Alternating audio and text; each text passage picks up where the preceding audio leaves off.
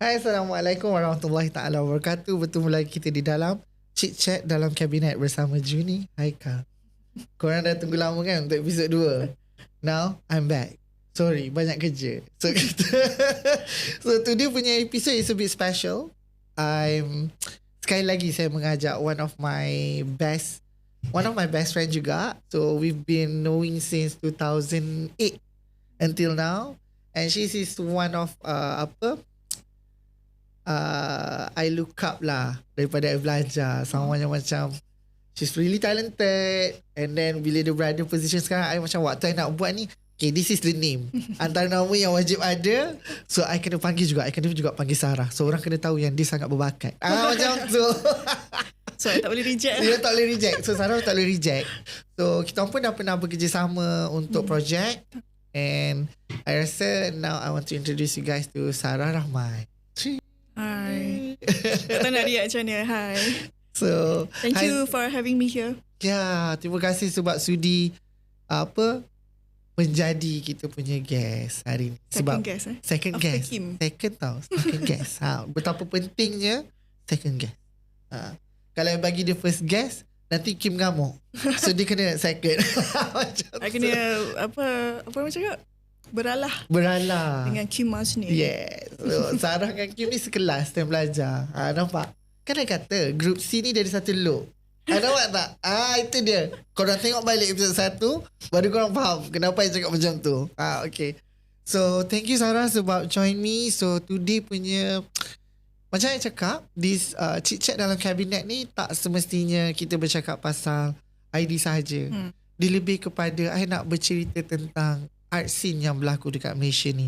So it does not matter you terlibat dengan wedding planner, you terlibat dengan shoe design, whatever.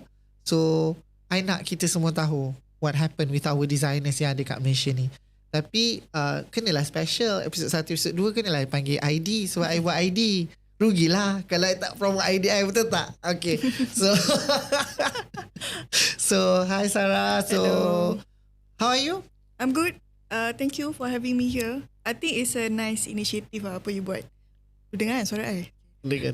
Because I think tak banyak ID program yang properly talk about ID. So having this session and talk about ID and other disiplin ni is a good start lah. Thanks Juni. Walaupun you busy and dia selit juga this program. Because I macam dah lama tau, I fikir macam it's a bit waste. I rasa art scene kat Malaysia macam rugi. Dia banyak happen behind the scene. Banyak happen behind the scene. Dah lah behind the scene orang tak appreciate pula tu. Sekarang I nak keluarkan orang kat belakang-belakang langsir ni. Inilah muka-muka dia yang menggembirakan hari-hari anda. So Sarah, okay. So we just proceed with Sarah. So basically Sarah, who is Sarah Rahman? And nampak nama dia pun macam very designer kan.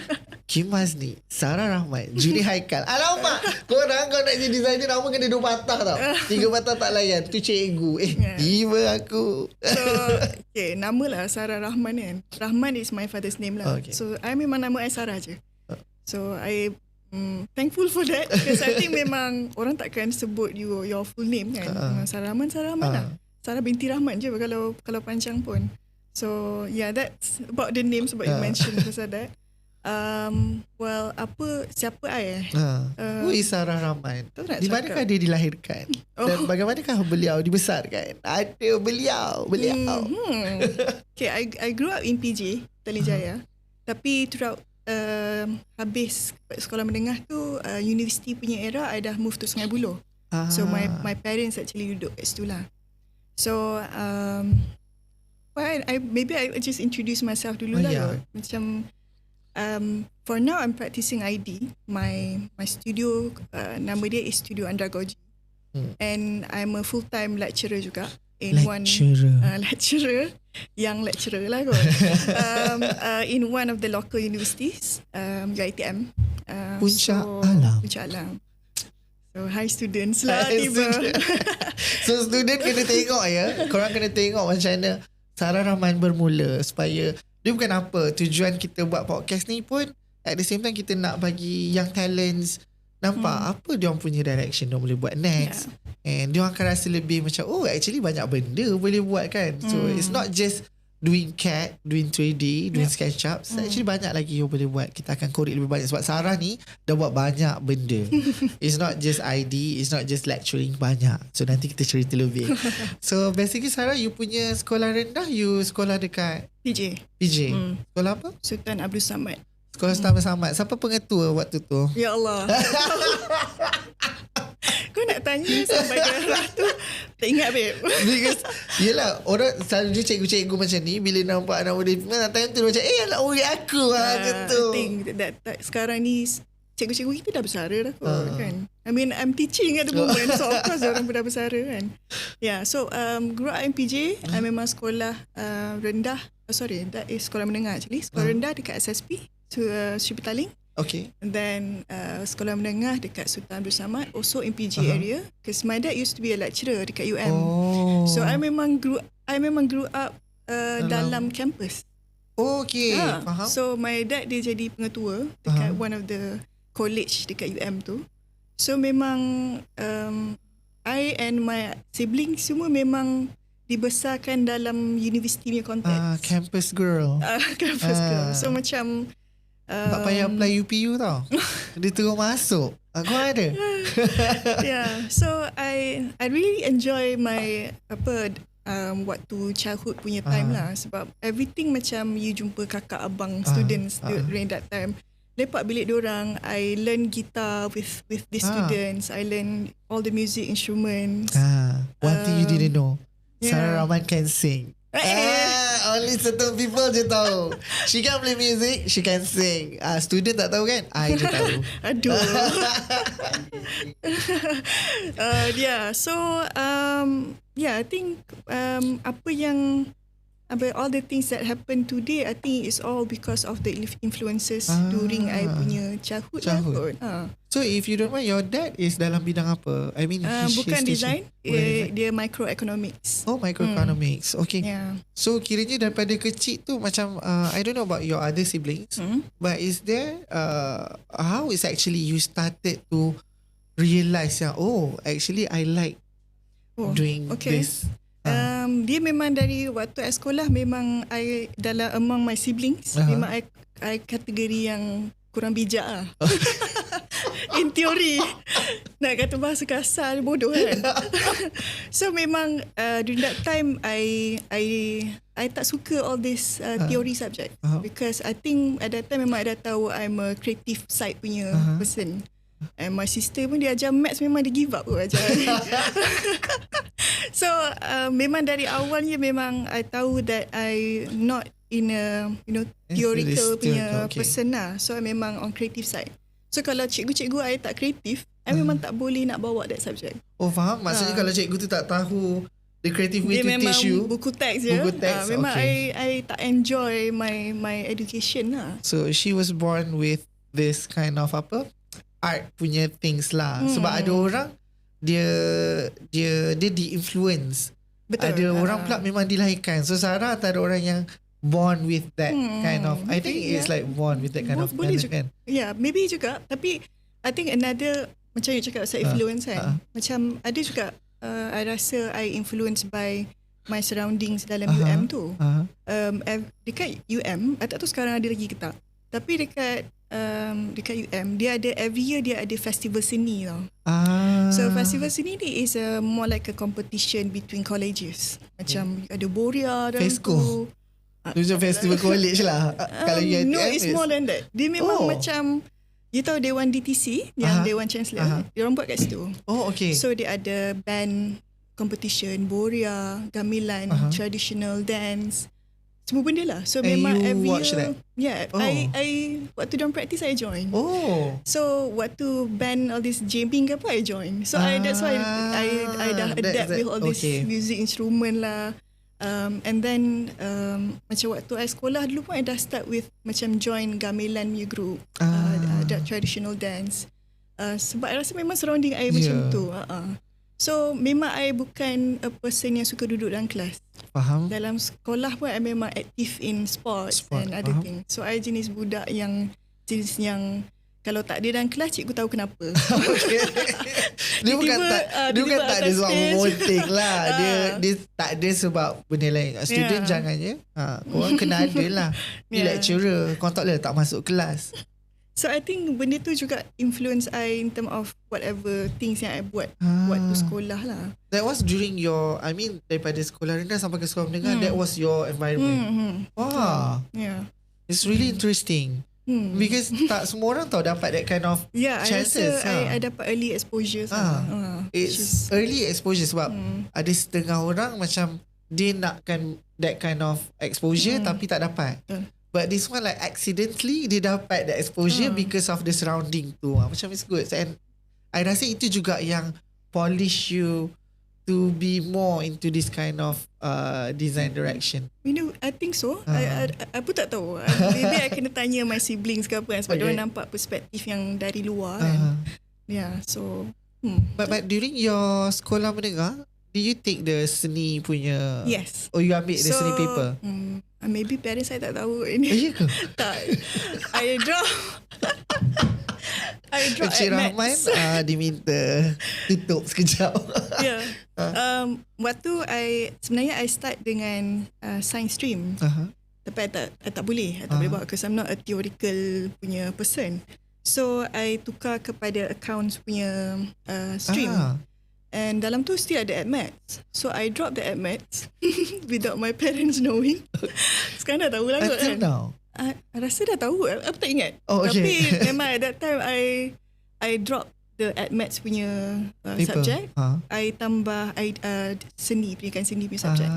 And then pendidikan seni tu diorang tahulah. Even I memang request to my mum, boleh tak I nak dapat art class? I nak join art class because I tak boleh masuk subjek tu kat sekolah. Betul. So I just taking because the SPM. tak buka kelas tu. Ada tapi dia clash dengan my other subjek semua. Yeah, so memang at that time masa I form 4 kan, I dah tahunya memang I nak go for ID. Early exposure. I tak tahu pun ni ada wujudnya ID ni semua, but my sister Farah, dia yang introduce me to this discipline lah. Cakap, Sarah, you know what, there's a thing called ID, interior design. I think of course at that time kita semua ingat ID tu dekor kan. So cakap, okay, I like it. So, I boleh draw, I boleh buat models. I suka gunting-gunting kotak kasut my mum and semua memang diorang mengamuk lah kan. Yang buat something. So I cakap, okay. So diorang nampak my potential to that ni. So I memang tengok dekat UPU, dia punya requirement memang kena ada pendidikan seni, that's why I ambil. Yeah. So yeah. But, can you imagine kalau Sarah tak buat ID? Berapa banyak lagi kotak yang dia akan koyakkan dekat rumah tu. Nasib baik tau. Terima kasih kepada parent dia bagi dia buat ID. Kalau tak tahu banyak kain pun dia gunting. Ya, memang. I think my mum memang dia mengamuk dengan semua benda yang I main gunting ya. Gambar-gambar yang macam, you know, gambar yang memang you dulu mana ada digital. Betul. Kan. I gunting. So I gunting, I tampal, I buat diary. Yeah, sorry, I rasa walaupun baru 2 episod, orang-orang yang ambil ID ni macam ada satu perangai pelik sikit. Tak tahu apa. But that pelikness is actually unique. Dia macam sikit-sikit je. Orang-orang macam ni ada sikit je. Tapi I rasa benda ni normal kot untuk creative people. Maybe creative people dia memang honestly creative people ni dia memang ada, dia pelik sikit kan. Even dalam a pool of creative people, akan ada yang paling pelik, emang dia pelik tu kan. Macam orang boleh nampak, this one mesti something. Tapi dia ada juga yang pelik yang memang tak bertegur orang tu. Yang tu lain cerita, tu masalah peribadi. So kita tak nak masuk campur kat situ. Okay, then after that you apply for the UPU and memang you select the ID lah. As my first option. Dari 7. Oh, I tak ingat dah. So memang tapi you memang ID first lah. option lah ID. So interview semua Alhamdulillah dapat. To cut the story short, memang lepas tu I dah tahu I dekat Sri Iskandar. Sri Iskandar. So memang I look forward untuk memang belajar ID lah. And I'm happy that throughout the ID punya learning process tu, that ID is not just deco, it's more than that. So I jadi lagi happy, like okay, this the right decision lah. At least macam Sarah memang dia dah di-expose kan tentang ID tu macam mana. Ini I punya ID tu nombor 7 tau. Daripada 1 dia dah nombor last. Ya. Nombor 1 apa? I medic. Wow. I sepatutnya membedah korang. Nasib baik korang tak kena bedah dengan aku. Betul. I punya 1 sampai I banyak medic. And in fact, just a little bit trivia. I masuk I pergi UPU bulan 12 after SPM. So dia ada 2 weeks gap. Okay. I masuk dengan result trial. Betapa bijak je waktu tu. Itu memang bukan I lah. So masuk 2 minggu I balik because it's so not interesting. Tapi bila masuk diploma, my mom dia masih bitter dengan that decision. Tak, dia memang nak I maintain lah dekat. Siapa tak nak anak duduk kat UTP kan, Petronas kan. Dia macam bitter. So bila lalu macam pernah hantar lah anak kan UTP sebelah UiTM Iskandar. So bila dia lalu macam pernah hantar anak kat sini. Kita orang pula macam every time balik Sri Iskandar lalu UTP mesti kan, because UTP is like macam very dah lah design by engineer school, Norman Foster. Nampak? Orang-orang bijak je tahu UTP tu by Norman Foster. Itulah korang tak tahu.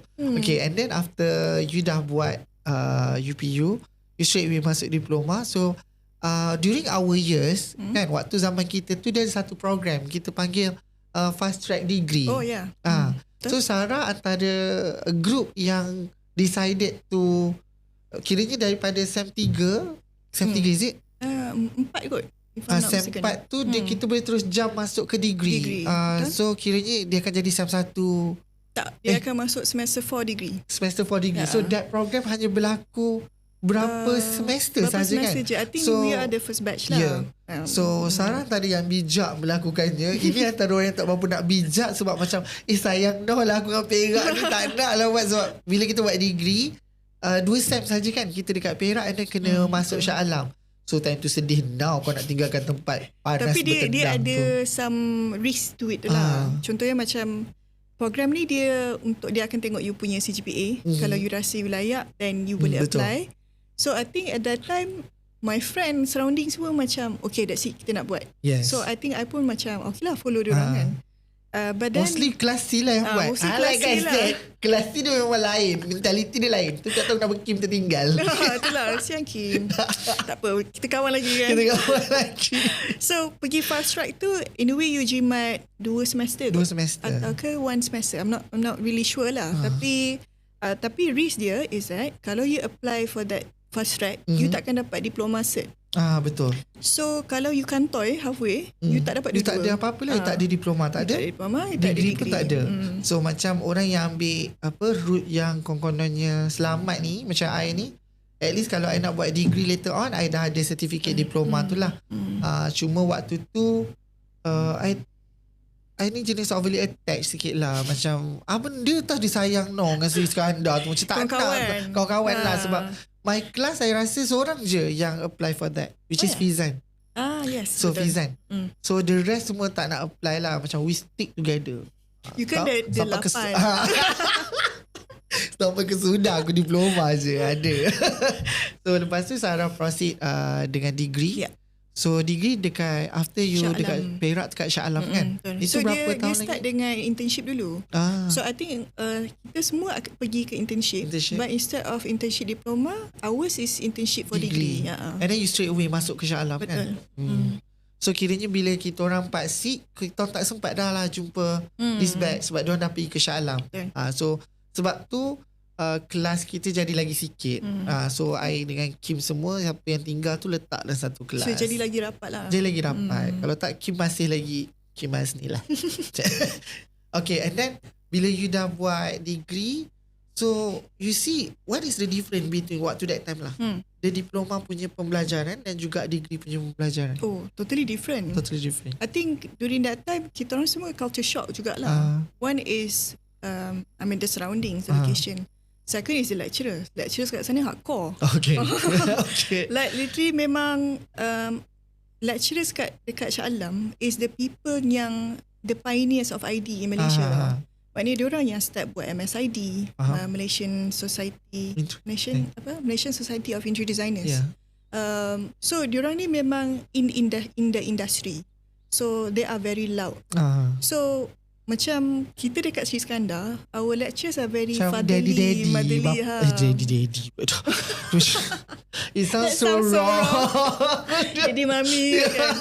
Dia macam very ayah-ayah kan. Macam very kan, apa? macam Cik Asandi Cik kan. Asandi kalau macam kalau macam I kan, macam dia tak boleh buat, nangis je. Nanti lecturer panggil, nanti dia tolong draw kan. Betapa betul. Sampai sekarang masih ingat lagi. I lepas SEM 2 tu sebab I nangis. So it's totally different dengan Syah Alam. Syah Alam macam kalau kau nangis lah. You buat model, you buat drawing you kena koyak, model you kena campak.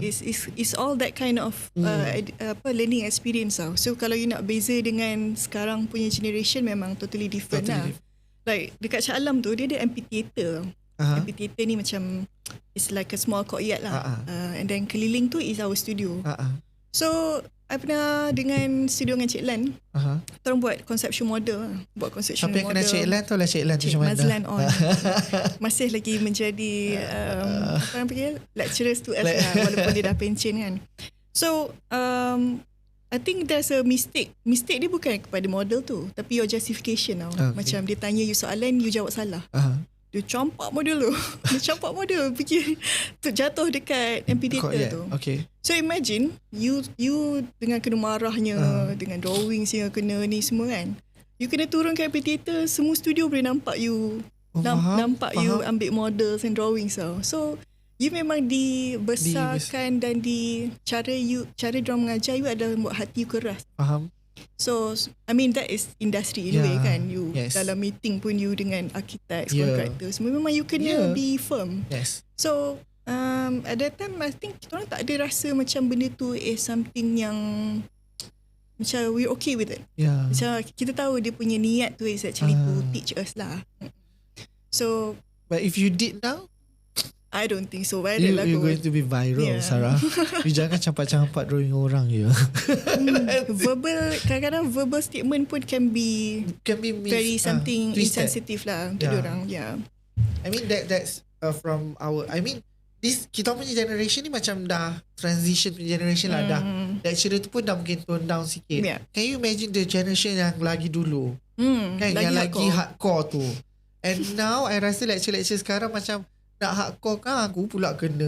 Macam tak boleh. Bukanlah kita kata generasi sekarang ni terlalu lemah, tak. Diorang punya mentality tu different. Kita tak salahkan generasi tu, tapi at the same time berada dalam industri ID ni memang perlukan hati yang kental. Minda tu kena waras. Sebab kalau tak, you cannot proceed. I still rasa kalau you lemah-lemah nak buat ID, you memang susah nak survive. Very hard for you to survive. Walaupun I cakap I nangis-nangis buat drawing tu, I survive. Benda tu normal lah. Benda tu normal.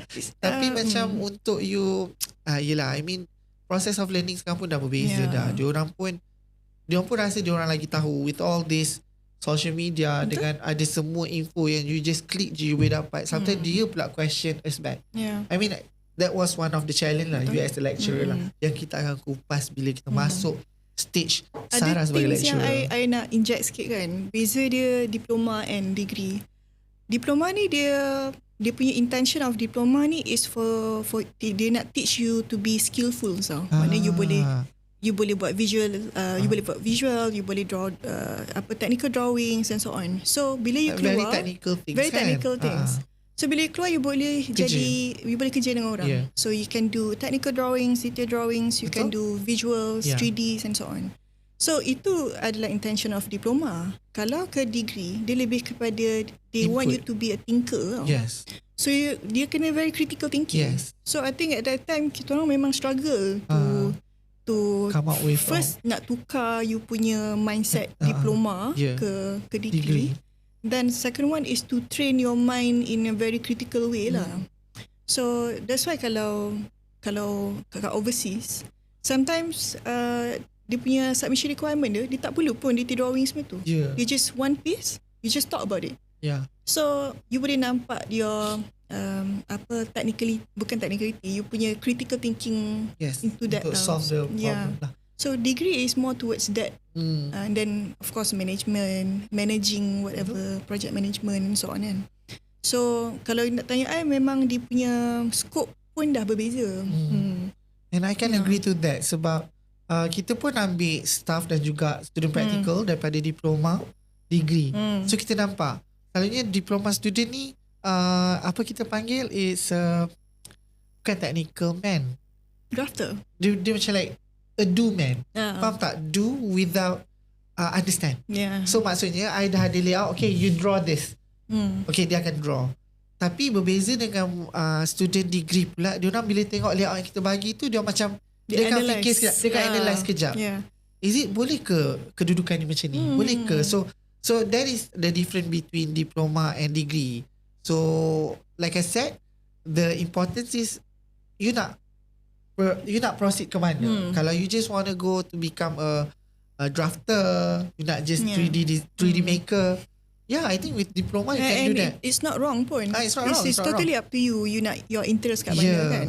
Tapi macam bila you masuk degree ni, dia lebih into it lah. You lebih macam I dapat knowledge degree tu daripada kerja, sebab I tak buat degree. Betul. So itu terpulang kepada masing-masing. So ada orang nak masuk terus dengan nak masuk kerja, dia dah ada all this input. So they proceed with degree. So both ways is up to you guys. You nak proceed, you proceed. Macam jangan rasa terbeban dengan kalau nak rehat sekejap, kan? But I think ada juga yang dia ada, dia punya qualification is only diploma, but he or she, dia memang very critical thinking punya person tau. Born with it. And I think itu based on dia punya own exposure juga lah. So I think itu tak semestinya bila you cakap diploma je, budak ni tak boleh ni kan. Betul. It's wrong lah. So I think it depends on that person juga kan. Sometimes dia tak ambil degree because of financial issues. We don't know. Betul. Family issues ke apa kan. And that's the thing with the design people. Kita tak boleh nak judge dia sebab dalam design dia tak ada 2+2 is 4. Maksud I macam dia tak buy the book. Dia tak buy the book. Kalau you buat account, this is the result. Inilah, kalau you tak dapat result tu, you salah. Tapi macam dalam design punya field ni, yang salah tu pun belum tentu salah. Faham tak? You boleh twist lagi. Macam bila I buat I pun kadang-kadang Sarah ajak untuk jadi external assessor. So bila I tengok balik student-student ni punya kerja, macam the way dia berfikir tu, kita fikir okay, for me lah, I fikir very construction part lah. Straightforward lah. Benda ni boleh buat ke tak? Kalau tak boleh buat, kau merepek. Tapi dalam dia punya justification, kenapa pula tak boleh buat? Sepatutnya benda ni boleh buat lah. Dia orang dah tak fikir kepada limitation tu. Tapi for me, it's the freedom dalam design kan? I think when you talk to kita, how we assess students kan, macam kalau diploma, kita look into the execution of that work tau. Maknanya dia punya visuals, dia punya technical drawings betul ke tak dan semua. Tapi when it comes to degree, they can produce nice design, but apa yang membezakan good design and bad design is their justification. Kalau dia tak boleh nak justify the reasoning behind every design, then it's quite, maknanya dia tak ada, there's no complexity in that project lah. So it's not a degree level lah. Betul. So I think sekarang pun throughout your practice dan semua kan, you pun sendiri tahu macam every design must have their own reasoning and justification. Tak kisahlah whether dia towards an aesthetic punya reasoning or practical functionality and so on kan. But so because sometimes bila orang buat design, dia orang terlupa the fundamental of that design. Dah lecture pula betul. kan. Tak maksudnya betul. And this is what happen now. Sebab banyak dengan lambakan company interior design yang saya tak kata salah, saya cuma kata macam when you are doing a design yang bukan repetitive, template, so you not fulfilling. Okay, I as an owner of the house, I have my own, different people have different needs and desires. So you need to you kena buat design tu as is for me. Kenapa I kena buat macam tu? Rather than you just like template kan dia. You ambil design rumah ni, so rumah you akan sama dengan semua orang. For me, visually cantik tapi tidak memenuhi apa yang I nak, pun tak okay juga. Itulah critical thinking dalam design. Macam tu. Ada banyak lagi benda lah yang you boleh inject to how to make a project how to make the project complex. One is of course practicality and technicality. Benda tu memang nak tak nak, benda tu you kena deliver. Maknanya it has to be practical, it have to be functional, and according to laws and so on lah, safety itu memang that's our responsibility. But then a good designer can also inject some soul to that project. So I think yang soul tu yang kurang sikit. Kurang. So when you say by template, yes, probably it can be functional, but sometimes dia tak ada personal attachment to that the owner or that user lah. Itu yang macam saya cakap, kadang-kadang bila kita design ni, kita curate tau. Kita buat tu for that specific businesses, specific client. So sebab tu kadang-kadang orang akan tanya kenapa lambat saat keluar design ni, because bukan sebab kita buat lambat. There's a process. Kita nak faham klien tu dulu. Sometimes klien ni dia datang, kita yang kena buat profiling. Dia cakap dia suka biru, tapi sebenarnya dia tak suka biru. Itu antara contoh lah. Maksudnya benda tu you yang kena as a designer, you kena bijak sikit untuk accept. So I think we as a designer, kita boleh differentiate lah mana good design, bad design kan. Sometimes benda tu dia ada they use all these 5 senses tau kat dalam space. Macam you just imagine you masuk surau with only fulfilling dia punya practical needs. And versus a surau with some this ritual and soul to it. You dapat beza tau. Macam you masuk, all your 5 senses tu dia switch on tau. Macam you can feel the ambience, lighting. Antara yang you rasa cantik kat mana? You rasa okay, surau ni tempat I beribadah. There's a lot of space. Benda tu sebenarnya dia macam quite personal juga kot. Macam kalau you pergi Masjid Putrajaya for example kan, bila you masuk, you memang dah rasa that the ritual feelings of it tau. But not all people know why you rasa that way. Betul. So we as a designer, kita sebenarnya kita tahu what the elements is. You use the elements of water, ventilation, lighting.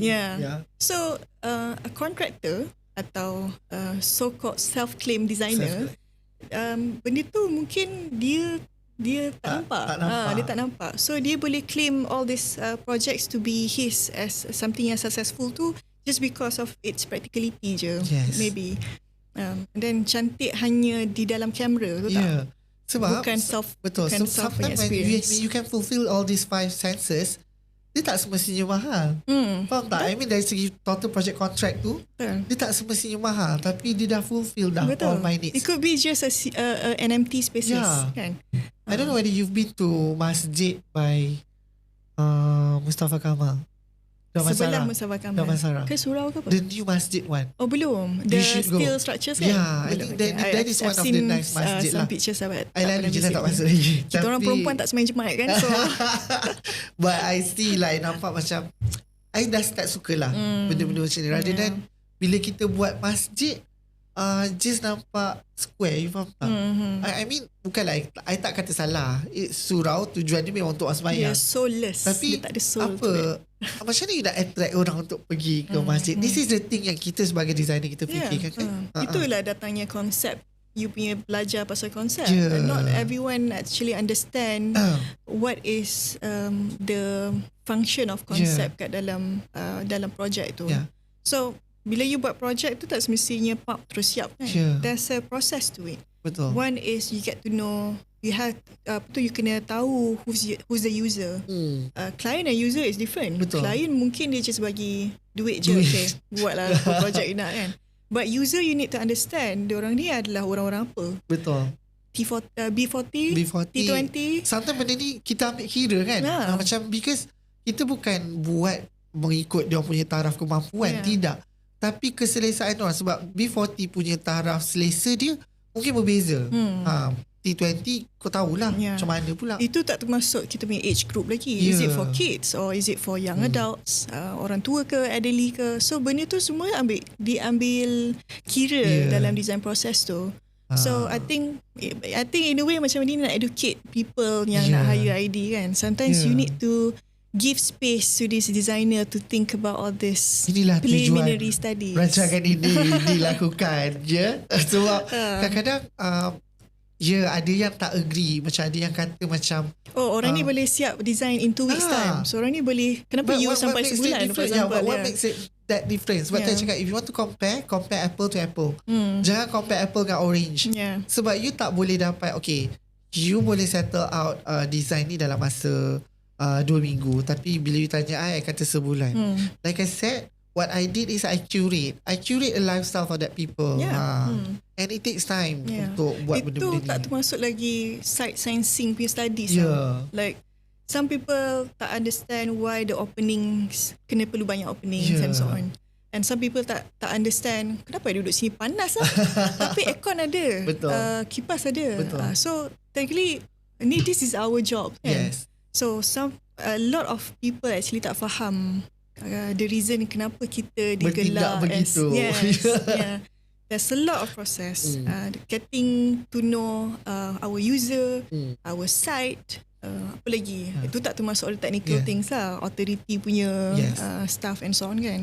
So that's why I said benda ni is very good untuk benda ni lah yang kita nak, kalau boleh masyarakat lebih faham apa sebenarnya yang kita buat. Bukan semata-mata nak cantikkan rumah. I mean nak cantikkan really about aesthetic lah. Aesthetic is like everyone can do the aesthetic thing. I mean tapi kalau you tengok TikTok sekarang kan, semua aesthetic. You beli barang kat Shopee pun you kata you minimalist. I mesti Vita di situ. Oh, by the way Sarah, you can try the coffee. So today coffee dibawakan oleh Spill Specialty Cold Brew Coffee. Macam I punya is Ethiopia cold brew coffee plus filtered water, no sugar added. Yes. Is it? Yes. Ethiopia. Okay. So you can try this. Ni take a break kan ni? Take a break yang macam masih live. Tak penat lagi. Ya tak. Dia take a break yang masih live orang kata. Nampak tak hari ni punya episod cak ilmiah kan? Itulah hari tu orang kata aku banyak gelak je. Aku dah bawa tenaga pengajar ni. Sebab macam you cakap lah, a lot of things happen banyaknya behind the scene. And then sebenarnya bila kita duk cakap macam ni, orang yang sedap, orang yang dengar tu is actually orang kita juga. So I think it's a nice program. Hopefully ada yang people yang from different background, medic ke kan?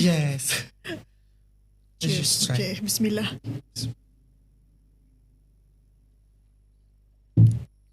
That's kind of very smooth. Dia soft je masuk. Dia tak ada sugar tapi dia macam manis. Ada rasa that manis kan. Sedap. Thank you Spill. Hari tu korang ada tanya sebenarnya apa benda kat depan meja tu. It's actually kita pernah keluarkan this who's kita orang? Ditto. Tak sebut. So Ditto kita pernah keluarkan home fragrance ni during PKP dulu. So it's about time to come back. Dia ada 6 smell. So each smell is actually membawa anda kepada negara tersebut. So macam that one is ni Ubud. This one is Ubud. And you can feel like you are tengah buat ritual punya. Sorry. You tahu tak? Kan? Dia macam very ritual punya smell. So bukanlah ritual yang tak elok tu. Dia macam kalau you pergi Ubud, inilah bau-bau yang you nak jumpa. Nice kan? And then this one kita ada 12 Apostle. Yang ni I inspired baru ni waktu I pergi Great Ocean Road dekat Melbourne. So this one is very refreshing. Sebab kalau you lalu Great Ocean Road, you akan nampak banyak sangat pokok daun hijau tu yang selalu letak atas meja tu. Lalu letak dia eucalyptus.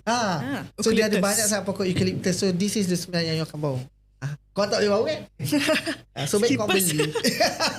Kau beli. And kita ada 6 smells.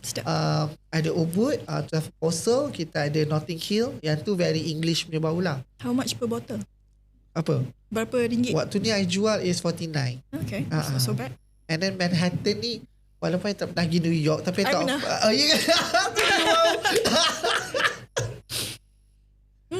Kan? Dia macam very urban, musky, urban. Lepas tu leather punya seat. Betul? Kan? Nice. Sedap. I bukan nak quite a corporate smell jugalah. I mean for office ke apa, lah tiba review. Betul. I tak dupe whatever dupe. Apa tu? Alah selalu orang jual perfume dupe tu. Yang macam bau ni sebenarnya bau Gucci. Baik. Tak I pilih satu tau oil dia. So baik kau beli later. Okay. Nice. Okay. Sarah, kita sambung semula. Kau tak lagi lama aku menggarut dengan barang aku ni. So, okay, kita dah tahu Sarah punya cerita daripada sekolah rendah, sekolah menengah, university, degree. And one thing yang mungkin ramai tak tahu, Sarah juga adalah graduate master from Royal College of Art London. Is it? Yeah. RCA. RCA London. Macam tak semua orang tau dapat masuk kat situ. There will be like, kan ada few universities yang really good in ID, which is RCA, and one more in Australia is RMIT. There's quite few actually kat UK itself pun memang banyak ID. But Royal College of Art ni like macam a thing lah kalau you keluar daripada. It's actually number 1 in the world during my time. So sekarang kau nampak kenapa bila aku bercakap dengan Sarah tu macam aku saya reserve di situ. Tak payahlah. Tak lah, maksudnya macam that's why I cakap I really look up for Sarah ni because it's not easy tau untuk you daripada UiTM and then you buat master in London alone kan, you buat alone kan. And RCA is one of the best school for design. Art and design, yeah. That's why I cakap tak semua orang boleh graduate dekat situ, and dia bukan graduate biasa-biasa. Nak kena cerita. Kena cerita. So kita akan lebih mengetahui lebih dalam tentang bagaimana Sarah kehidupan dia di RCA. What is apa yang you nampak pendidikan di overseas compared to Malaysia, and penerimaan masyarakat dari segi art scene dekat sana dengan kat sini. Okay, so I think after I graduated my degree, I practice after that for about 3 years kot. 3 years, yeah. So dalam 3 years tu sebenarnya I tengah find I punya niche lagi tau. Macam I tak tahu I nak jadi apa sebenarnya ni. Macam yes, I minat ID, but what sort of ID? Sebab bila I practice, sometimes I macam kenapa I tak minat pula. So I think sebenarnya for me to further master tu sebenarnya I macam nak take a break lah. I rasa macam you know what, kita try sambung belajar lah. Tapi sebenarnya dia ada struggle juga. I jenis my family is not rich people lah. Maksudnya kita orang selesa, yes. Tapi tak adalah sampai we can afford bayar tuition fees yang sangatlah mahal. Betul. At that time. So I think masa tu I tried scholarship, MARA, JPA semua for 3 years tak dapat. So imagine time tu I macam dah nak give up dah sebenarnya. Macam I think memang tak ada rezeki kot. But then tiba-tiba I tak tahu, I tak ingat sangat macam mana. I think I pergi balik UiTM and jumpa our former lecturers lah. So at that time I jumpa Chit Chit 25. Sekarang dah Dr. 25. So dia yang suggest me macam, Sarah, why not you pergi RCA, Royal College of Art. I time tu RCA pun tak tahu apa. Macam memang you tak expose kan dengan benda-benda ni. Macam okay. So I look up to their website semua, and then I tengok RCA is time tu memang number 1 in art and design punya subject. So cakap tak apalah, try je lah kan. So try. Memang trying tu pun banyak cost. You have to create your own physical portfolio. You kena ambil IELTS exam, which is English exam. Itu pun I ambil 2 kali, because the first one I fail.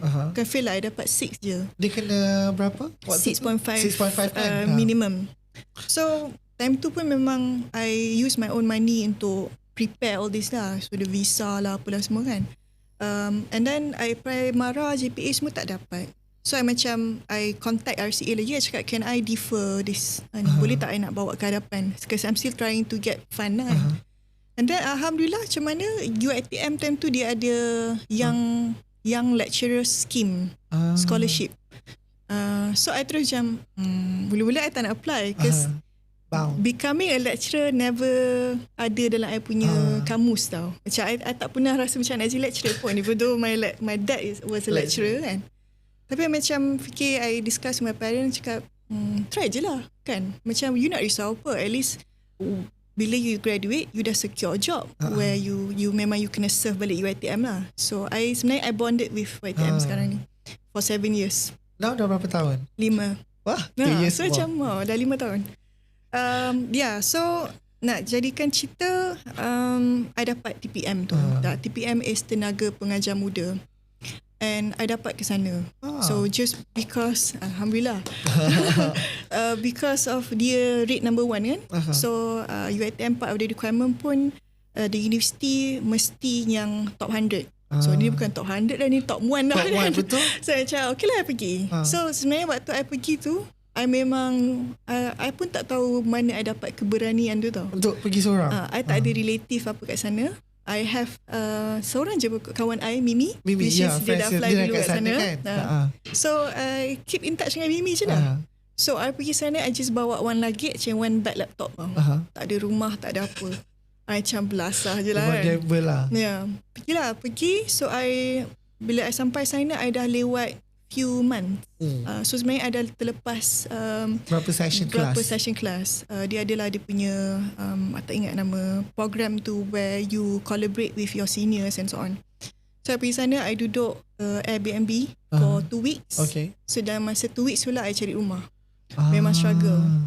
You nak adapt with the weather, time tu nak winter pula kan.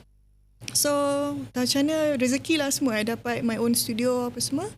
Then that program I berjaya dapat masuk, adapt with that program, and I graduated 2 years after that. Memang program tu 2 tahun lah.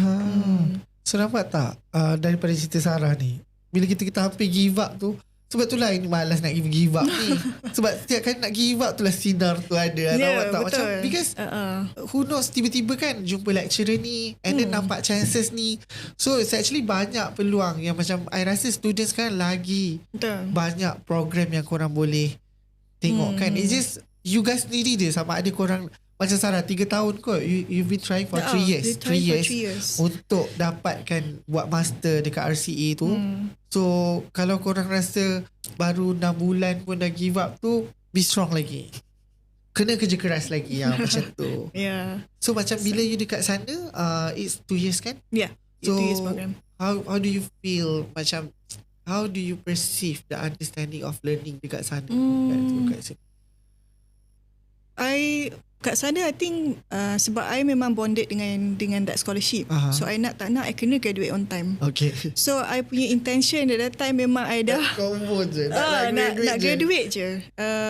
Because I think at that time I put myself, I letak tepi whatever things yang I dah belajar sebelum ni. Maknanya tak kisahlah you dah practice ke, and then you dah belajar during your degree and diploma time, put that aside, because you this nak is totally jadi new. You kosong balik. So I think alhamdulillah with that intention I jadi lebih open up to new things. So I tak ada Malaysian friends at that time. I kena speaking lah, walaupun grammar teruk gila kan, with all these international friends. And then at that time surprisingly, kalau kita tengok macam skills lah, kita punya level of skills, Malaysia is one of the students yang we have a lot of skills. Kita boleh buat drawings, kita boleh buat 3D, kita boleh buat. Kalau pergi kat sana, diorang kuat sembang. Faham tak? Dia macam they're very good with verbal presentation, but in dari segi kerja dalam paper tak ada. So I find that is our strength. Not just Malaysia lah, I think Asian countries. So you buat lah macam mana pun, we are very bad, bukan bad lah, we are quite weak in terms of verbal presentation. That's I mean yelah, you duduk dengan Mak Saleh kan, cuan-cuan kan. So at that time I rasa macam almost like give up juga lah. I punya college ni, I tak tahu kalau siapa yang dah pergi London, kalau you tahu Hyde Park. Hyde Park is Princess Diana punya personal park, tapi sekarang dah open untuk public. Campus I betul-betul ada Hyde Park tu. So ada certain time yang I macam duduk je kat situ, I nangis lari bawah. So you jadi Princess Diana kat situ. In a way memang struggle dia sebab all these students, international students kat sana, everything dah memang dalam diorang punya kepala tau. Macam they have a lot of good references. You sebutlah nama siapa diorang tahu. And all this philosophy, theory, semua diorang tahu. Compared to us, we know all these skills, but we don't know all these references. You cakap pasal history pun kan, kita tak boleh nak jawab. So during a critique session, or we call it as a tutorial session kan, I tak boleh nak justify tau. I don't have references. Apa yang I present is based on I punya assumption sendiri. So benda tu is bad lah, sebab you tak ada you punya own research and so on kan. So I think memang benda tu struggle lah. So I kena banyak balik baca, I kena banyak tanya and so on. So memang struggle. Sebab dengan language barrier lagi kan. Betul. So, tapi intention I think because I I set my intention baik. Niat I memang macam nak belajar. You ikutlah apa supervisor you cakap. Betul. Lecturer you cakap. Follow je. Buat ni kan. You ikut je. And then Alhamdulillah, by the second year of that semester, apparently, bukan semester, second year, sebab 2 tahun kan.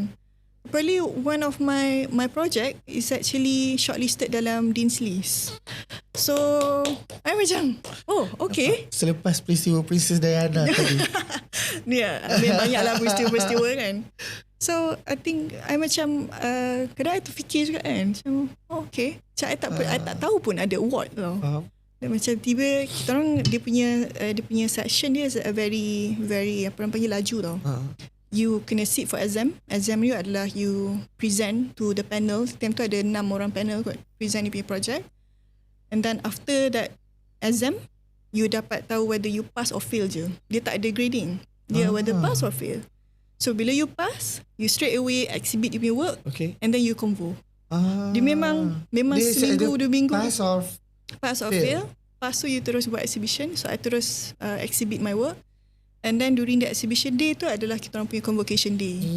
So my family, alhamdulillah my family dapat datang waktu tu, so they can see my exhibition and they can attend my graduation punya ceremony. So that's lah. So actually waktu exhibition tu baru I tahu. I macam okay lah, kita dah pinat-pinat muka dah rabak kan. Dia cakap, oh okay, check your email. Dia check email, dia ada 2 tau. One is Best Drawing Award, another one is Dean's List Awards. I was nominated in both award tu. Yeah. Sarah Rahman daripada UiTM Iskandar. Bawa nama. So I macam wow, tak sangkanya. So I think because I tolak tepi award apa semua tau. Sebab you just like focusing on you just nak fokus je. And to understand. Betul. And you memang you pergi sana you nak belajar. I rasa dia lebih meaningful because you tak tahu pun benda award tu ada kan. Yeah. So like macam oh, this is the apa kata hadiah lah for yourself yang you tak tahu. It's like surprise from God. So masa exhibition tu I dapat nominated as Best Drawing Award. Semua orang macam tengoklah drawing I macam alamak malunya. And then yang shortlisted tu I was just shortlisted lah. My friend dapat Dean's Award at that time. But I think benda tu pun dah macam it's a big enough for me. One is number 1 in the world kan. Lepas tu is the award tu dia actually School of Architecture tau. So you beat ID and Architecture. So I macam wow, okay. Macam okay, alhamdulillah. Yeah, so alhamdulillah lah. So macam I think sometimes it's fine kalau you tak tahu what's the outcome. Betul. Macam I memang tak tahu outcome project I apa. I just trust the process. Yes. Yeah. Whatever process that the supervisor or the lecturer cakap kan, I think you should do this, I think look follow at this ni, follow je. And your outcome akan surprise you. Yes. So I think itu yang I practice juga sampai sekarang. To your student lah. To my student and also my practicing. Oh, okay. So whenever I buat a project, try not to project terus outcome dia macam mana, but trust the process instead. Nampak tak? Sebab bila kita trust the process yang kita lagi understand. Betul. The whole perjalanan tu, rather than you dah put satu output dalam kepala you, and when you try to work on that output, tu yang kadang-kadang orang start give up tu. Betul. Because dalam mind dia dah macam ni, tapi tak achieve kan. Betul. Dia dah set your expectation lah. Yes. So bila benda tu tak achieve expectation, you jadi disappointed lah. And frust. Yeah. So kepada student-student di luar sana, jangan nak skip je, tak nak buat bubble diagram, tak nak buat apa lagi Sarah? Conceptual diagram, site analysis. Kau tahu nak naik 3D, layout pun tak ada naik 3D. Budak-budak sekarang macam tu. Marah sebab aku punya pekerja bersama je, buat benda yang sama. So macam dekat sana you lagi understand lah the whole bila you belajar dekat London tu, you lagi understand the whole Actually, masa I dekat London tu lah I baru fully understand what ID is all about. Macam waktu kita degree, yelah, itu pun masih you lack of exposure lagi. And then sometimes maybe lecturer you dah cakap dah time tu, tapi you tak dapat nak capture sebab you belum appreciate all this thing lagi lah. So bila I kat sana, it open up my eyes with, oh, this is ID, this is ID is all about, you know. Yes. Dia bukanlah sekadar decorations or Yes, technical, not just about aesthetic. Yeah, it's more lebih because I rasa ID ni dah macam it's a lifestyle kan, macam mana you nak make sure. Kalau you betul-betul faham ID punya responsibility is way than whatever that yang kita tahu sekarang. Betul. So sometimes very simple design can mean something to other people and to the society tau. Betul. Macam people always thought that ID is always kepada orang yang privilege je. Tapi sebenarnya we can help unprivileged people. Yes. So design is not just about fancy stuff. Tapi dia lebih kepada you bagi apa yang panggil you give things to people yang community, society and so on. Because I tak tahu dekat local people sekarang kalau dia panggil ID, I tak tahu, it's more on cabinet. You faham tak? Macam kadang-kadang one thing about doing business in ID dan juga menjadi seorang designer, as a designer, satu benda je yang I tak suka dengan my mentality is I buat design untuk duit. Because we are doing business, I need to be honest. Bila kita buat business, kita memang perlukan duit. Tapi benda tu jadi limitation tu I. Faham tak? So I cannot express more because tak boleh ni, duit tak cukup, budget tak cukup. So benda tu je yang macam, because our people masih tak appreciate kita punya design content tu tau. Maksudnya macam I a bit frust kalau tak apa, benda ni tak payah buat, it's okay, benda tak payah buat, benda ni boleh beli kat luar. Tapi sebenarnya bila kita design tu, it's more on it is supposed to be there. Macam tu kan. I think it depends on who is your client now. Corporate client tend to appreciate more rather than personal individual punya client. Kan kalau projek you buat residential, susah you nak dapat someone yang truly appreciate whatever things that you do. But kalau you go for corporate, mungkin dia akan lebih memahami lah kan. So itu je I rasa I punya downfall dia. Bukanlah downfall, I rasa I punya I regret sikit because I buat design untuk duit. Macam which is it's betul, memang kita buat untuk ni, tapi I suka the freedom waktu kita belajar dulu. You just buat design untuk okay, this is memang I punya the best lah, the best macam tu. Talking about that, I think itulah I mean I still practicing juga at that time. Cuma tahun sekarang ni I kena stop kejap because teaching is my full time. So ada banyak benda yang I kena buat juga. So sometimes nak practice tu is very hard. Tapi talking about you kata buat duit tadi kan. Macam studio we call studio andragogy. I mean nama dia pun andragogy tu is actually datang from the word of macam adult learning. Macam I letak studio andragogy tu. I mean we are still learning kan. So sebenarnya studio andragogy tu walaupun macam mana nak cakap, I use that platform as a lecturer to gain inputs in industry. So kalau nak cakap pasal that studio, dia punya intention adalah untuk cari duit, no. It's memang totally different. So I have this rezeki, I tak tahu lah, I memang dari kecil I rasa rezeki I alhamdulillah dapat. So I tak worry sangat about how to sustain my financial because I already have a full-time job. So having studio andragogy ni, which is my studio, is merely to stay relevant in the industry. So kalau I buat, I memang all out. Macam so I have to be very selective into a project lah. Itu you pun tahu kan, macam ada project macam tak nak.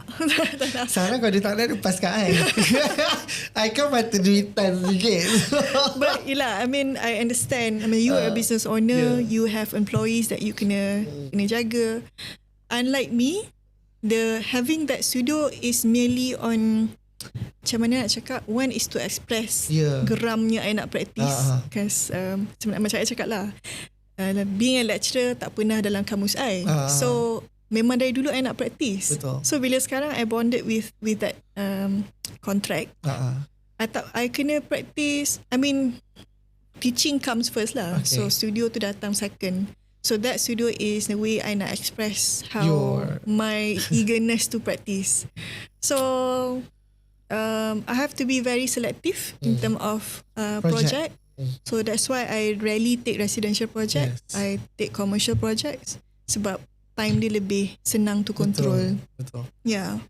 So betul. Sebab macam pada yang tak tahu, andragogi adalah pendidikan dewasa ya. Kalau pendidikan kanak-kanak kita panggil pedagogi. You know. I learned that learning. I can graduate in psychology. Oh yeah. Yeah.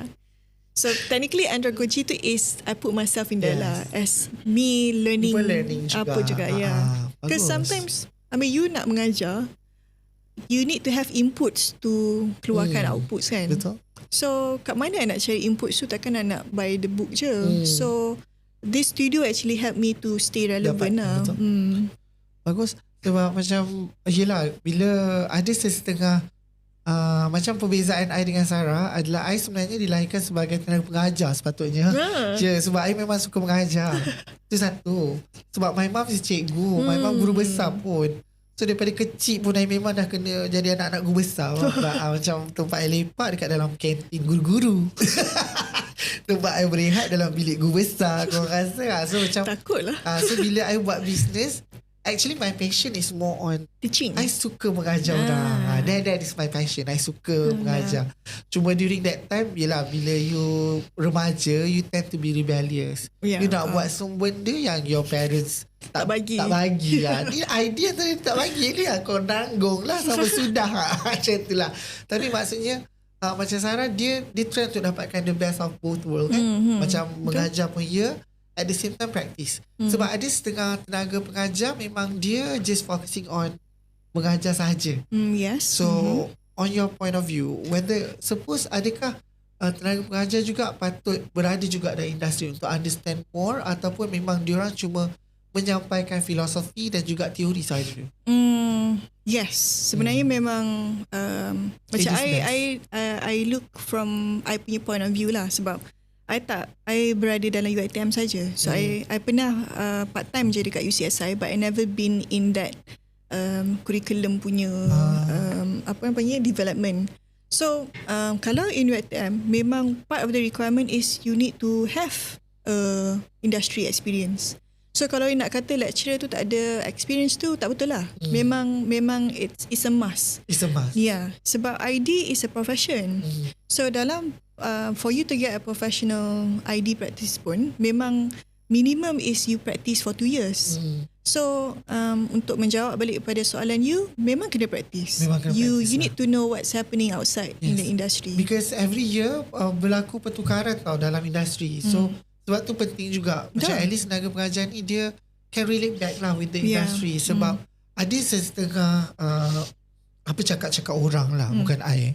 So macam dia rasa macam kau tak tahu, kau mengajar je. Kau tak tahu apa yang berlaku industri. I got that a lot. That's a lot kan. Macam I rasa Sarah macam akan face benda tu a lot. Tapi for me, in order to become a lecturer, macam you cakap, the requirement is you need to be in the industry. Betul. So kita dah dibang dah satu lagi fakta yang nak salah daripada masyarakat. Your mentality is wrong. Yes, mentality is wrong. Kadang macam zaman sekarang kadang parents go involve kan. So sometimes parents pun bila dia datang, dia macam they look down to us tau. I mean, I understand maybe our appearance nampak very young kan, but that doesn't mean that kita tak relevant to the course kan. So nak jadikan cerita juga, macam some of the lecturers even teaching still practicing. So tapi tak adalah kita nak publish benda tu like macam we don't have, kita tak cukup masa. Like even my studio, I tak ada masa nak commit with my social media and so on. Tak ada time nak publish, tak ada time. But I think because benda tu is benda tu bonus kot. Macam betul. you nak publish ke apa, because macam I cakap balik kepada you lah, macam our intention is not a money driven. Our intention is to stay relevant in the industry. So you jangan rasa macam young lecturers ni mesti tak practice ni kan. So macam kau tak practice, kau tak tahu apa-apa, diam. So macam okay, I tahu Sarah mesti selalu kena. Selalu kena. I even kalau masuk campus pun, polis pun macam rasa macam dek nak apa dek. Kau student kan? Cakap, bang saya staff bang. Saya graduate RCA So to answer that, sebenarnya macam kalau you cannot question people punya dia punya qualification dan juga dia punya dia punya experience by just judging its cover lah. Sebab sama juga dengan yang berlaku dengan kita industry player. So ada orang rasa industry player pun spoil the kids juga bila masuk intern. Lain pula output dia dengan yang belajar dekat universiti kan. Because kita berada dalam industri, so kita play whatever that industry nak. So mungkin the process tu will be different dengan. Tapi bagusnya bagusnya universiti-universiti ni sebab dia orang buat program internship tu. So at the same time korang tahu what happened dalam industri. So bila student ni balik pun mungkin dia akan share dengan lecturer juga. So proses pembelajaran tu taklah stop kat situ je. Lecturer pun mungkin akan ambil input. Macam kadang-kadang UiTM Puncak Alam ke Perak akan panggil I untuk tanya apa yang dekat industri tengah berlaku sekarang. Sebab tu it is unfair untuk kita kata all these tenaga pengajar tak tahu apa yang berlaku dekat industri. Because they know. Diorang pun berada dalam industri juga. Betul. I mean one of Sarah punya colleague pun my boss juga dulu. Tak boleh sebut nama. Tak boleh sebut nama sebab I berhenti dari situ. I think to add on lah macam sebab kita cakap pasal professional kan. Macam I think some of you aware kot yang kita ada IDR. Yes. Kan? So talking about institution juga. Macam whether you nak tahu whether it's relevant ke tak ke. You kena tahu whether that institution dia accredit by lembaga atau tak. Sebab there are requirements. Internship tu is part of the requirement. Yes. You tak boleh create a degree program without an internship. Betul. Sebab itu adalah minimum kriteria dia. So apa nak risau? You nak risau apa? Kenapa? You rasa orang muda tak boleh mengajar? Macam kan? Kadang-kadang ketakutan ni bukan datang daripada kita-kita. Datang daripada orang-orang yang lama. But I understand lah. Macam sometimes orang macam, you lecturer, how old are you? Betul. You more ni tak pernah experience tak pernah kerja. I rasa satu lagi bukan isu lah. I rasa because our generation, I taklah nak kata mungkin kita nampak muda. Tapi to compare dengan orang yang 34 tahun waktu kita 20 dulu, kita rasa macam dia nampak sangat adult. Tapi kau bayangkan aku 34 tahun masih begini. Manalah kadang-kadang klien tu dia ni betul ke dia talking ke about boss that kan. Masa I kat London, diorang semua ingat I 18 tahun tu. I tak tahu what happened tahu Jin. Tak tengok area juga kot. In Asia countries, kita punya age ni memang muka muda. Kalau you nak compare with European countries kan, diorang very nampak sangat adult. Matured. Matured. So sometimes macam I punya classmates kan, I thought he is way older than me tau. Rupanya dia jauh lebih muda pada I. Oh ya ke? Dia bawah. Dia bawah. And dia pun tak sangka yang I lebih tua daripada dia. So tahu skin type ke? Skin type atau our features ke kan? Kita face benda ni banyak kali tau. Kadang-kadang especially bila kita nak buat projek-projek corporate. Bila I nak kena start jumpa dengan GM, nak kena dengan CEO ke, C-level ke, diorang macam bila kita masuk, you ke yang present? Macam bos ni mana? Macam I bukanlah nak kata I lah bos, takkan kita cakap macam tu kan. Tapi I tak tahu, maybe the looks and also I rasa dekat Malaysia ni masih lagi yang people masih dipandang macam dipandang kurang berpengalaman. Macam tu lah. Honestly, I've been in industry dah 15 tahun je. Apa lagi yang kurang? Aku dah boleh lebih dah ni. Kita frontliner lagi Kita frontliner lagi. So okay, tadi kita dah cerita dengan Sarah macam mana dia belajar dengan dekat RCA and macam mana dia jadi academics a bit of academics and macam mana dia dengan students. So now kita nak lebih into Sarah. So macam untuk you sendiri, what is your philosophy of design? Benda ni macam deep kan. Kau kata cakap benda-benda garut. Korang begitulah suka komplain. Buatlah podcast sendiri. Tapi soalan ni dahsyat sangat lah. Filosofi I tak ada. I don't know. maybe perspektif I akan berbeza dalam masa 5 tahun atau 10 tahun yang akan datang. Sentiasa bertukar. Sentiasa bertukar. Sebab I seorang yang, contohnya macam kalau you tanya apa I akan jadi dalam masa 10 tahun, I tak nak jawab. Soalan tu datang kemudian. I jawab dulu. Jawab dulu. Yeah. Dia jawab pula. Dia tak tahu. Sebab dia relate to whatever you kata life philosophy lah kan. Because I dislike the idea of having macam you dah tahu you nak jadi apa. I lebih suka let the world surprise me with whatever opportunities yang bagi. Sepanjang perceritaan you daripada kecil, memang world sentiasa surprise you. Apa yang kau makan ni Sarah? Semua benda di surprise. Aku cakap senang betul ni. Tak adalah. Dia tak datang senang. Dia datang dengan struggle juga kan. Macam all the surprise yang dia dapat adalah hasil daripada kerja keras. Tapi I rasa nak go back to apa yang you cakap tadi kan. I think it's not about apa yang dunia ni surprise kat I tau. But I rasa apa yang terkejut. I rasa lebih kepada whether you nak ambil ke tak that opportunity.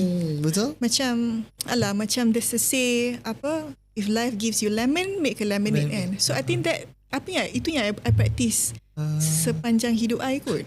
So that's why I tak nak ada some set of goal. Satu, because bila you dah set your expectation, and then bila tiba-tiba datang dah melalui 10 tahun tu, tiba benda tak jadi, I akan frust menongging weh. So I don't like that idea. So it's better just let it flow. Let it flow. Tapi whatever things yang across my path, I can do it benda tu wholeheartedly lah. So I think because sebab kalau you set your goal, contohlah in 10 years time I still want to be in an ID kan, I akan buka pintu yang mengarah ke ID tau. Pintu-pintu lain macam you tak nak buka. Faham. So I lagi suka macam biar je. Jangan put a limit, so that you takkan tahu yang sebenarnya you ada potential kepada benda-benda lain. So contohnya macam apa yang I ada sekarang. For now, surprisingly I did a lot of art installation instead of ID. Siapa pernah pergi Neko-Neko? Is it? Yeah, Neko-Neko Maca dekat Bangsa. Kau cuba tengok dekat atas tu yang ada paper-paper tergantung tu. Itulah kerja It saya. was done by Sarah.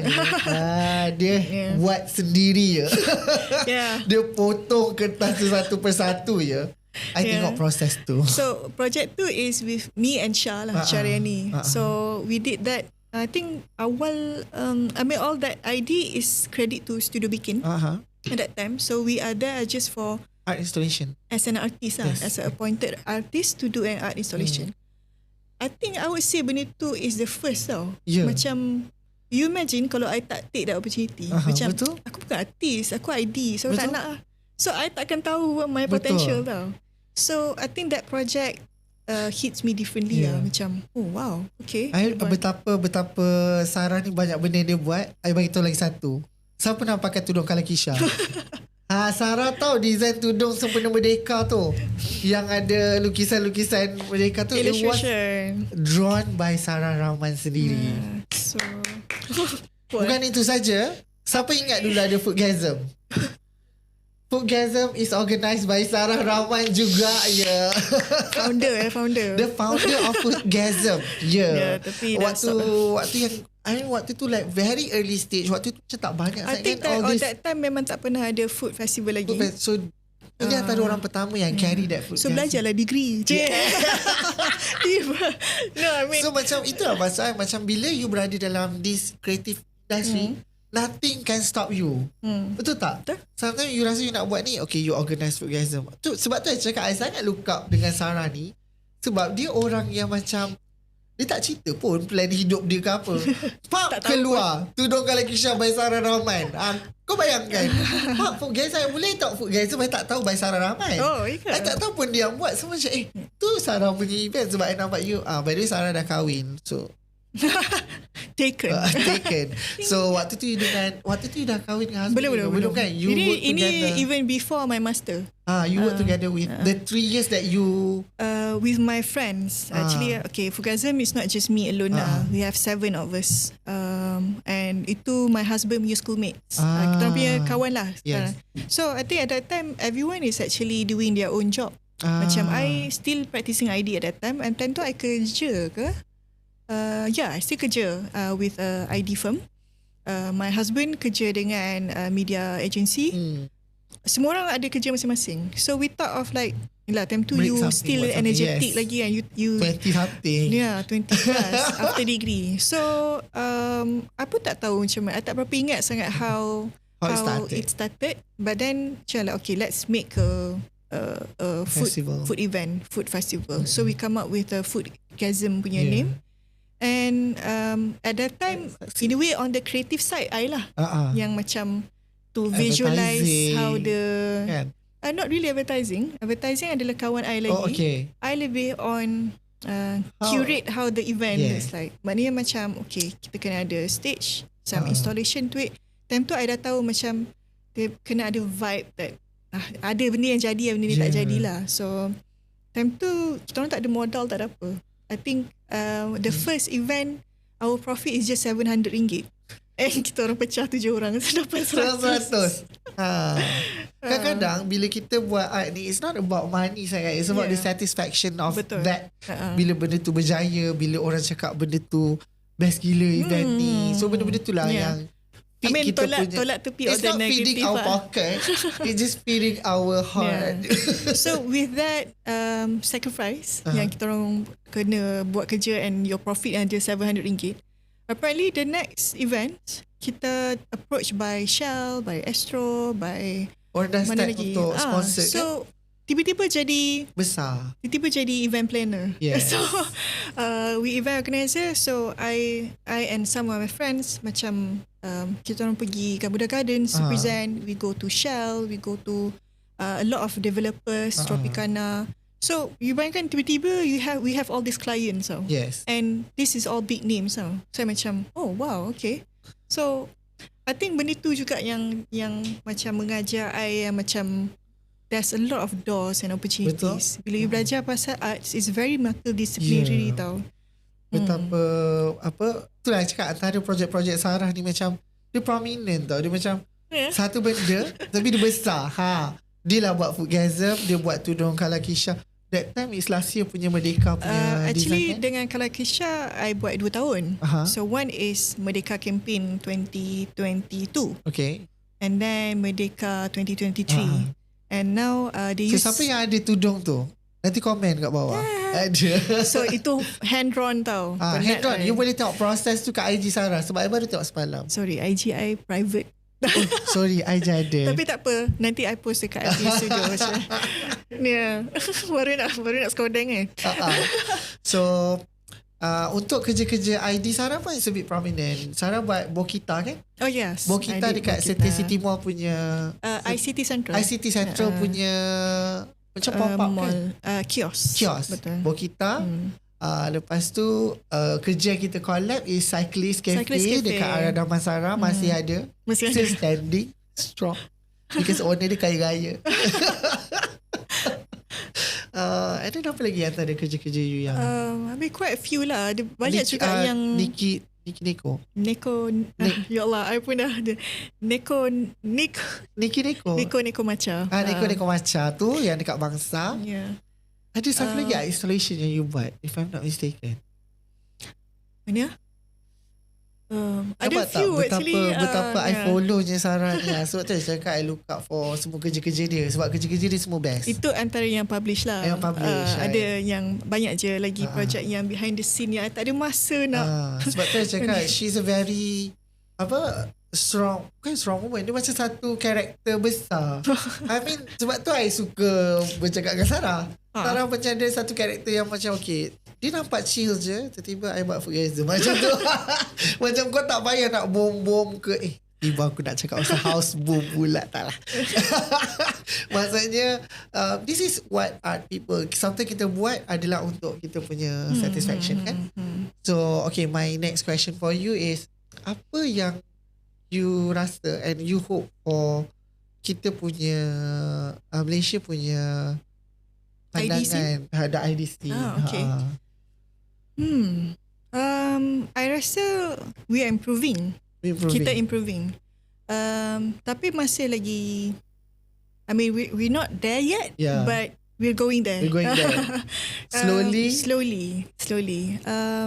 I rasa in terms of design flares, design punya complexity, I find a lot of medium small firms, company firms, I think did a very good job, especially in commercial punya spaces. I think you dah boleh nampak dah macam a lot of cafes, restaurants. It's very well designed. And a lot of these cafes, restaurants, office, mana-mana lah tempat, I think it's all actually designed by small to medium firms. Because all these small to medium firm ni, diorang masih baru and diorang punya design tu masih wild. To compare to other yang dah lama, sebab diorang dah stagnant. Maybe because dah terbiasa dengan filosofi design yang lama dan juga mudah untuk diorang buat kan. Sebab dia tu dah biasa buat kan. Tapi itulah, for me, I just hope Malaysian corporate ke Malaysian ke end user ke lebih membuka ruang kepada all these young talents. Macam tujuan rancangan ni pun adalah untuk memperkenalkan young talent juga. Walaupun kita 34 young je ni, kita tak nampak 35 Sarah 90 kan. So macam maksud I was hoping that the chances tu diberikan, I mean dari segi projek-projek commercial lah, projek-projek government ke ataupun commercial, start untuk membuka ruang kepada kita punya all this young talent ni. Sebab sayang tau, because all this young talent yang graduates daripada university, dia orang datang dengan fresh punya design flair, fresh ideas. Tapi dia orang tak ada ruang untuk nak keluarkan benda tu. I mean for small scale, yes, kita ada banyak kecil-kecil punya event yang dia orang boleh join. Tapi untuk big, because until when kita nak still stuck with the same. But also I think in Malaysia banyak juga yang big firms yang doing a great job. Kalau you tengok hotels and some hotels yang dekat luar is actually designed by local designers. So I think it depends sebenarnya. Dia tengok whether you hire the right people ke tak. Go back to the right people kan. Because kalau benda tu involves a lot with political punya game, then probably you takkan dapat. You akan start kat situ lah kan. But I think I'm also hoping that maybe our creative punya people can also venture into politics. Sebab that's the only way. I mean that's the only way. Because if you want to be in that game, you have to play the game. So I nak jadi YB. But not me lah. So you maybe boleh. So I rasa I akan wakil. I rasa I nak wakil mana? Kuantan ke Damansara? Damansara lah. Sebab kalau you duk cakap macam ni, but there's no action. Tak ada action kan? Dia tak bergerak. So I think we need to have the right person at least to lead this. Betul. At least kalau dia bukan design background pun, dia kena ada a sense of appreciation towards this arts and culture. Yes. In that sense barulah I think we can move forward lah. Yes. Tak. Bijak je poin-poin Sarah tu. Lecturer kan? Lecturer. I'm still learning lah. I mean mungkin dalam masa berapa tahun perspektif I mungkin berbeza. So macam you sendiri, you ada ke design tu influenced by any designers yang you kenal ke? I mean designer yang you admire ke, anything ke?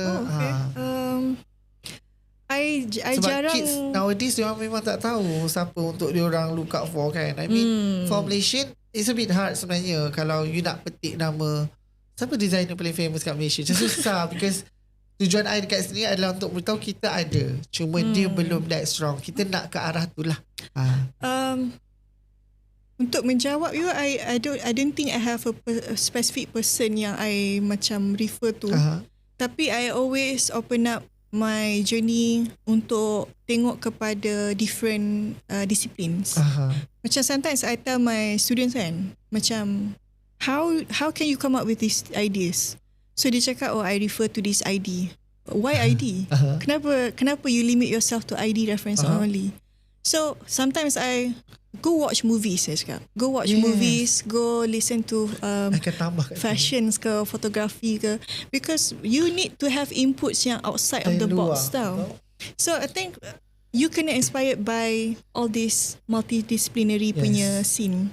Macam I'm a person yang I suka kalau some of my projects sometimes come from films and movies. Macam you tengok kepada set design kan, macam wow, dia boleh create kan. Yeah, sebab films ni, tiba dah masuk kepada filem lah kan. I have a lot of respect to these people yang buat films lah, especially in Indonesia. I think Indonesia is way better than Malaysia, belum sampai lagi lah kot. But to produce this such a film, they need to have a lot of research untuk jadikan benda tu realistic. So sometimes bila diorang buat dia punya scene, set design dia adalah lebih ID daripada ID. Faham tak? Because they know their resources, dia tahu benda ni dari mana, history mana, tahun berapa. So there's a lot of studies in there lah. So sometimes it's okay to use films or as part of your references. So I lagi suka macam tu. Macam kalau you go for music, you rasa macam music ni ada some soul to it kan. Go look into how the process of making that films. Tak kisahlah lagu apa-apa yang you minat kan. So just look into the process. Dia lebih besar kan, dia punya tu lebih besar. Sebab I antara orang yang suka tengok K-drama. Okay. Kalau you tengok I punya design, I banyak gila influence dengan cerita-cerita K-drama. Okay, then you see. Trust me. I buat office, konsep dia tiru cerita drama. Bukanlah tiru, kita ambil Inspired by because kalau you tengok K-drama, everything is set. Diorang bukan pergi dekat office yang dah ada. Diorang set to make sure it suit with overall kerja yang berlaku. Together with colour composition. They play with colour. Kalau you tengok rumah yang you tengok rumah dan cerita K-drama, semua rumah tu adalah set. Because kalau you tengok betul-betul rumah Korea, it's very straightforward. Dia ada L-shape TV dah. Tapi bila dalam drama diorang express everything.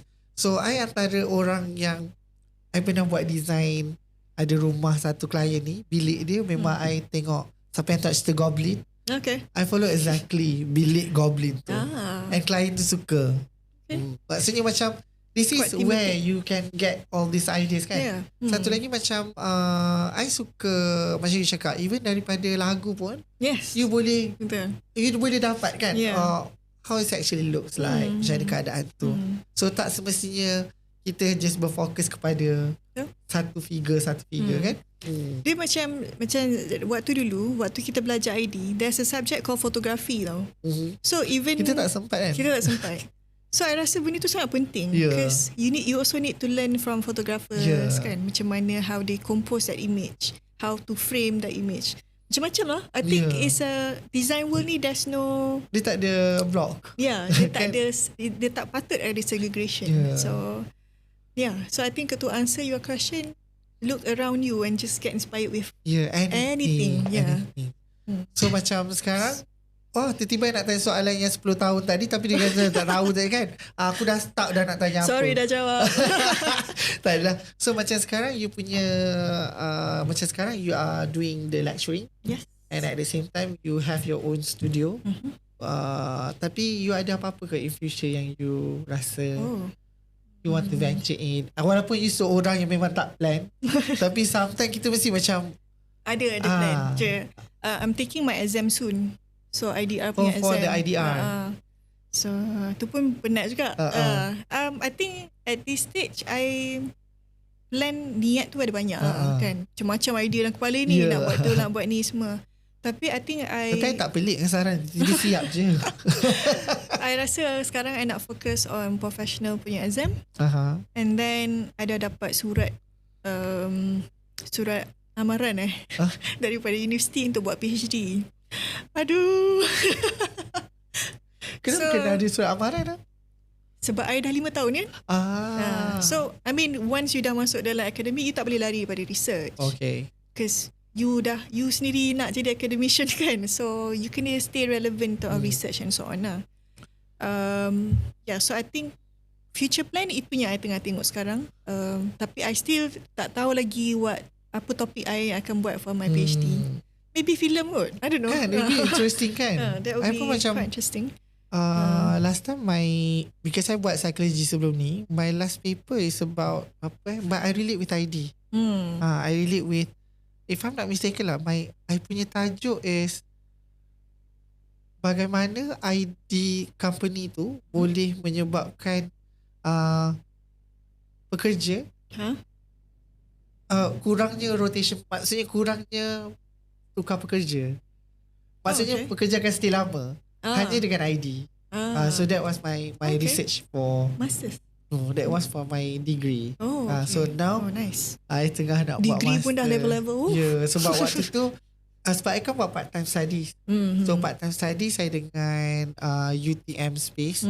So semua yang datang adalah orang yang dah bekerja. So diorang datang dengan idea diorang yang bombastic. Cuma I daripada feel ID tu yang I boleh inject a little bit. Okay, so macam cakap lah, so after this whatever that you nak venture lepas ni, I pray you all the best lah. Thank you. So actually kita dah pukul 4. Siapa yang mendengar tu terima kasih.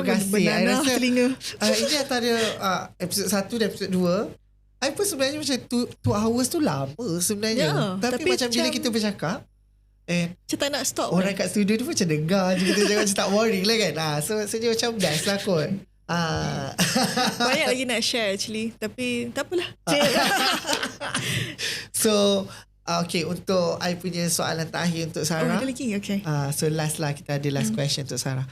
So macam untuk you as a lecturer, apa yang you harapkan for the next young punya talent? This is from perspective you sebagai lecturer, you sebagai interior designer, and you sebagai orang yang buat art juga. So what do you hope for the new talents? It's quite a hard question juga sebab I pun sebenarnya macam mencari juga jawapan kepada persoalan-persoalan yang ada dalam kepala I. Because every semester I have to deal with different batch kan. So different batch have different character tau. Macam sometimes you develop, okay lah, I develop a project where first I nak buat this exercise dulu, dan second ni. That kind of development tak semestinya boleh tally dengan setiap batch tau. So even I still learning macam apa masalah dia orang ni.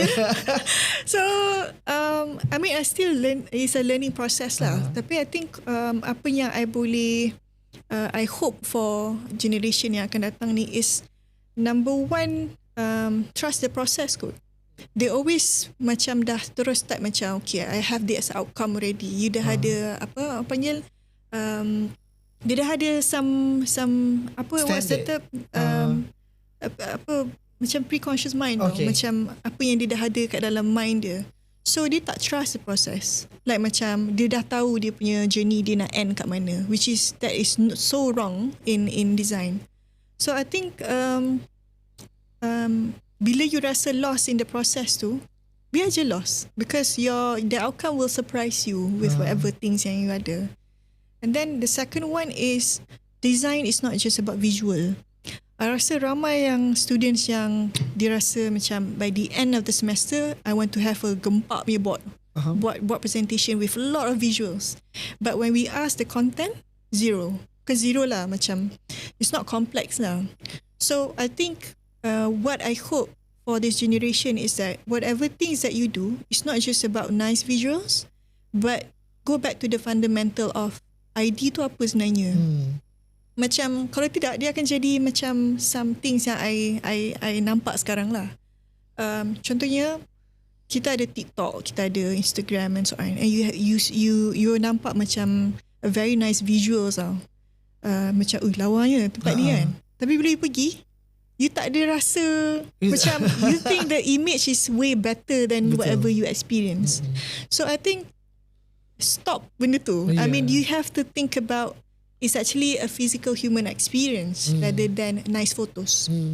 So I faham lah, kadang client brief macam I want to have a Instagrammable space, Instagrammable spot.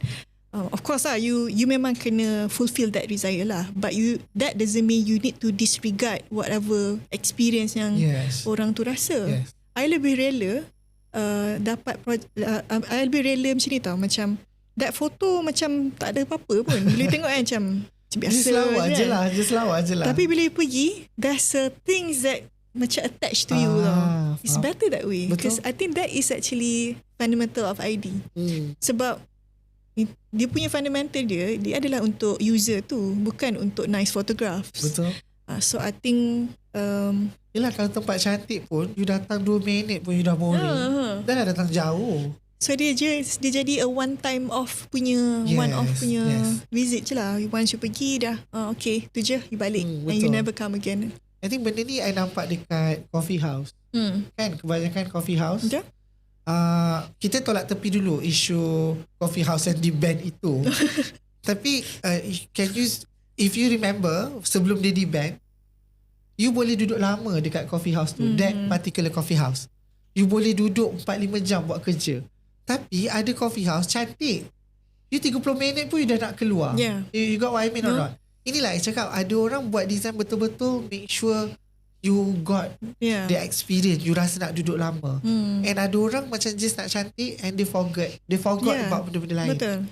So I think apa-apa pun yang you buat, always go back to basic fundamental of what is the intention of this project. You sebenarnya you nak ada nice photograph je ke, or you really want your user to experience things that they never experienced before.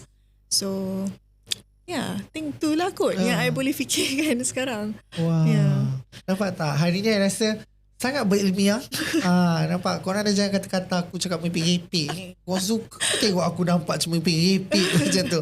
No, that was my intention for this chit chat dalam kabinet adalah macam ni lah, kita ada pelbagai art perspektif, people, pandangan, pelbagai perspektif. Ada yang datang dengan this kind of ideology, ada yang datang and tak ada satu pun yang salah.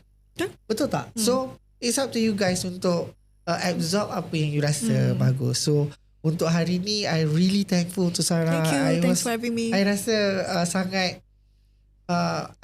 if I were the viewers, I rasa sangat berilmiah dan juga very informative, because the perspective now is from the eye of seorang lecturer dan juga orang yang pernah belajar di luar negara. So kita akan maksudnya penerimaan kita tu berbeza. So setiap minggu kita nak come up dengan benda-benda macam ni lah. So I hope, Sarah, anything you want to say for the last word? I think actually I nak thank to you as well. Sebab sebenarnya I never have this opportunity to talk to public sangat tau. Sebab one is atau tak lah, maybe tak ada platform yang sesuai untuk kita discuss benda ni kan. And a lot of things yang happen merely to architecture, yang kalau yang ada kan. So I think to be discuss about ID ni, I think it's good, right? It's good. So thank you for this platform. And I tak pernah join podcast sebenarnya. So ini first time. So tu boleh ajak Sarah jadi segan. Tak ada lagi seorang. Saya tak apa, Sarah, okey je. Seorang dah okey dah. Sebab Leila, macam Sarah kata, thank you for that, apa yang you cakap kat I tadi. Please continue. So I hope benda ni bukan saja benefit to kita dalam industri, tapi dia pun benefit untuk public. So terima kasih Sarah Rahman untuk hari ni. So pada siapa yang masih belum kenal Sarah Rahman, this is Sarah Rahman. And siapa yang ada tudung kalau Kisha tu, kalau you guys nak Sarah sign, boleh pergi ke UiTM Puncak Alam, cari Sarah Rahman je. Dia with the same illustration tu, diorang keluarkan swaddle baby juga. So akan launch soon. So kalau nak kena cepat. Maksudnya dah bagi tahu ke kalau Kisha dah inform? I think dah, sebab ni second batch. The first tu sold out. By the way, Sarah, this is from us. Terima kasih untuk hari ni. This is from Eco Minim. So dalam ni semua barang-barang deterjen. Thank you. And these boxes is from Penan Ladies.